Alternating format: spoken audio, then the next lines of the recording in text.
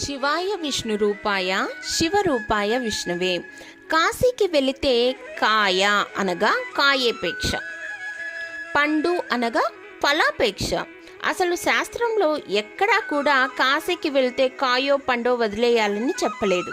శాస్త్రం చెప్పిన విషయాన్ని కొందరు తెలిసి తెలియని విషయ పరిజ్ఞానంతో కొంచెం వాళ్లకు అనుకూలంగా మార్చుకున్నారు.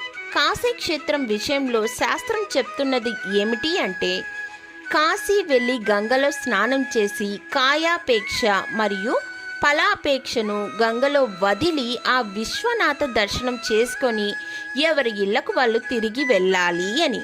ఇక్కడ కాయాపేక్ష ఫలాపేక్ష అన్నారు అంటే ఈ కాయముపై అనగా శరీరంపై ఆపేక్షను, ఫలాపేక్ష అనగా కర్మఫలంపై ఆపేక్షను పూర్తిగా వదులుకొని కేవలం నిజమైన భక్తి శ్రద్ధలతో ఆ ఈశ్వర చింతన కలిగి ఉండమని పెద్దలు చెప్పారు. కాలక్రమేణా అది కాస్త కాయ పండుగ మారిపోయింది. అంతేకాని కాశీ వెళ్ళి ఇష్టమైన కాయగూరలు తిండి పదార్థాలు గంగలో వదిలేస్తే మనకు వచ్చు భక్తి కానీ అందులో నిజమైన పుణ్యం ఏముంటుంది?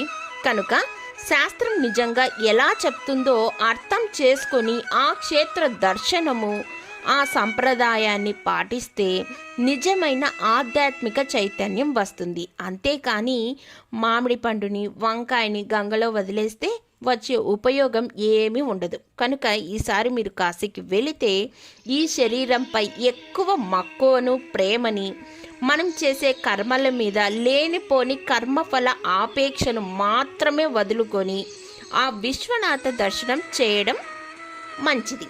ఓం నమః శివాయ.